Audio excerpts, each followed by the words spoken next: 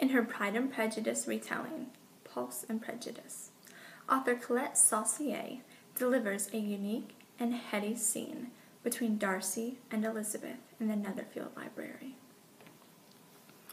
Elizabeth could not help but be diverted by her companion's silence, as he had been relatively talkative during the last few evenings.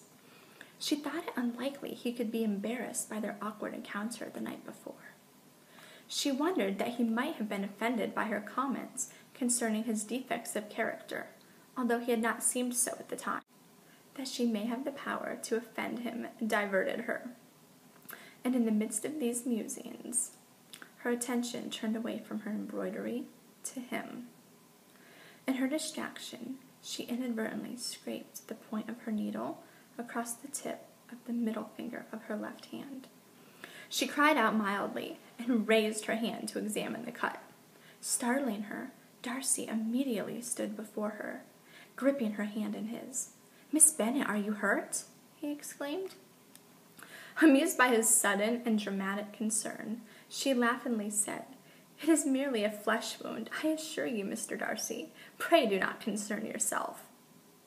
Her amusement gave way to distress, however, as his attention remained focused on the dark, red blood that emerged from the shallow cut. "Mr. Darcy!" Elizabeth cried, attempting to wrench her hand from his grasp. "Mr. Darcy, release my hand!" Darcy peered into her wide, dark eyes, which showed more surprise than horror. Holding them in his stare, he crouched beside her. Her hand captive in his left, he pressed lightly on her temple with the fingertips of his right, while penetrating her with his gaze until she relaxed against the back of her chair, her eyes at half-mast.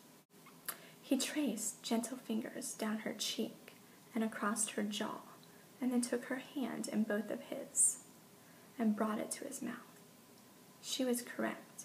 The cut was not deep, but what little blood touched his tongue caused him to tremble with delight and desire.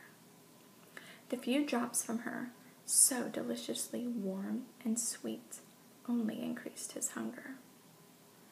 He held his hand upon her neck and felt her pulse until it echoed in his head. He could have her here and now, he thought. The hand on her neck slid to her nape, baring her throat enticingly to him. He lowered his face to her. The aroma of blood coursing below her skin prickled his senses, and the hairs on the back of his neck stood on end. "Elizabeth," he whispered. He closed his eyes and pressed his mouth against her pulse, its rhythm beating upon his lips.